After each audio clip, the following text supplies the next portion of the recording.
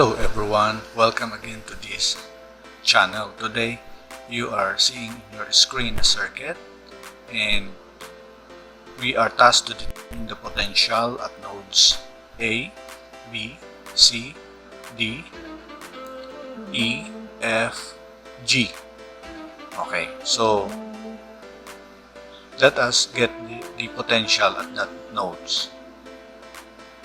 Let's consider first, okay, this node. What is the potential here? So we name this node as B sub A. It means that it has a potential here, which is noted as, or the notation that we use is B sub A. And also take note that this node R and I are the same, and we have here a symbol for a ground. It means that the potential at this point, okay, R and point I is actually 0, or this will be your reference voltage. So VI is equals to 0 volts. So solve for the potential here at A. You can go from this point AB, BC, CD, and DR. Okay, since this is our reference point. But if you are going to take this path, you don't know the value of the voltage at 4 ohms, 3 ohms, and 2 ohms. So for us to have the easiest way, we get this path AE. What's this? F, G, and this reference node, because it is already given. The voltage here is given by the voltage source.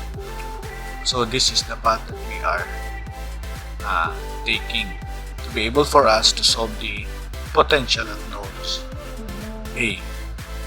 Okay, so again, let us remember that the nodes at B sub A is actually subtracted to the node at VI. So the value of the potential difference here is with this reference voltage VI. But we know that VI is equal to 0, so VA is equals to VA only. So VA is positive and the other one is negative. So 0. VI is equals to 0. So this is the value for the path that we are taking. So positive VA, but since this is voltage drop, so this will be negative 5, and this is also voltage drop, positive, negative, negative 10. This is voltage drop, negative 6. And this is a voltage drop, negative 8 and 0, so equals to 0. So you are going to add everything and place it on the right side.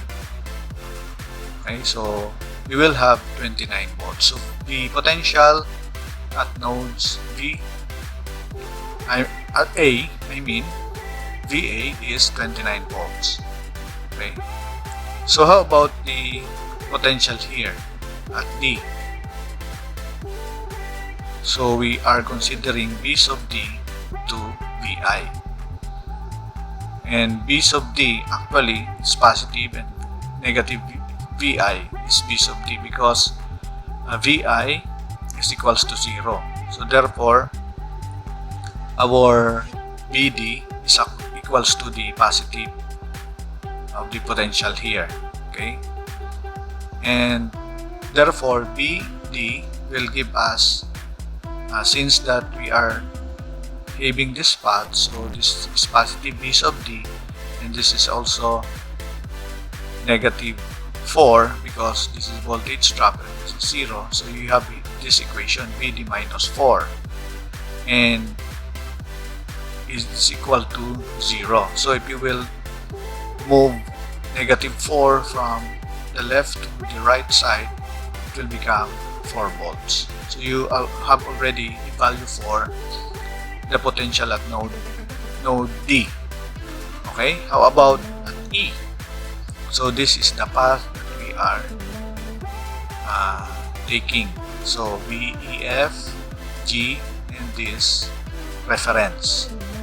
So again, the voltage is, since that is already taken to the right side, so it will become positive because this is voltage drop, voltage drop, voltage drop, all is negative. So place it on the right side of the equal sign, will become positive. So you add everything and it will give you 24 volts. So you have already potential at 3 nodes, namely VA, VD, and VE. So how about here?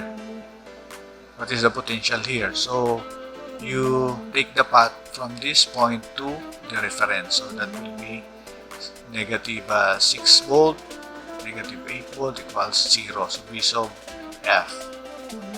And you place it on the right side, so that will be 8 plus 6, which is equals to 14. Okay? And then the VG is this one. So it will be simply as 8 volts. So you already get the 5 potential at these considered nodes where it is taken, the nodes A, D, E, F, and G. So how about B and C? Because we have to get these 7 nodes. What are the potential there? So we are still missing B and C. What are the potential at that nodes? So for us to solve for the potential there, I think it is good to get the nodal equation at B. Okay, so what is the nodal equation here? That will be actually the current that is, we assume that the current is going to that node B, which is IEB. This is it. And also another current from this branch going to that point, and that is IFB. And another current CB, that is that current, which is equal to 0. Okay, how do we get IEB, IFB, and ICB? So for your IEB, you take consideration this branch. So again, the voltage at B, EB is actually the voltage that is developed by this voltage source and that passive element. So VE is positive here, and that will be negative. So VE minus VB. But there is still attached voltage here, which is positive 5. So that is positive 5 because this is voltage rise.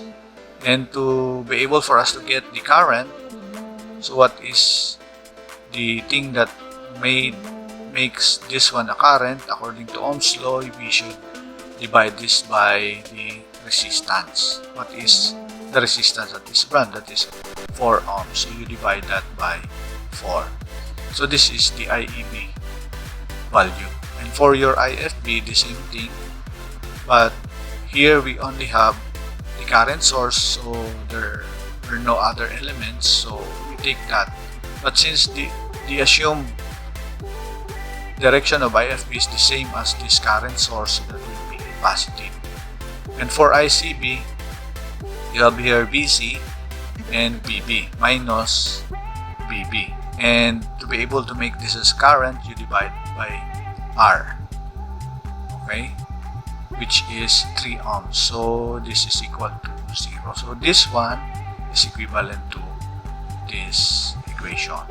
And for another one, we take again the nodal equation here, the same thing, that the same process that we are doing at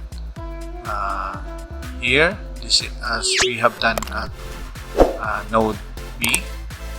So you have again IBC, IGC, IDR, which is equals to 0. So the value is BB minus BC divided by R, which is 3 ohms.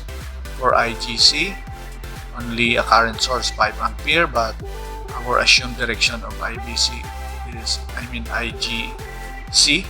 is going up, but your current divider, the current source is going down, so that will be negative 5 ampere plus here BR minus BC, and with the voltage here, voltage rise 4 volt divided by the 3 ohms.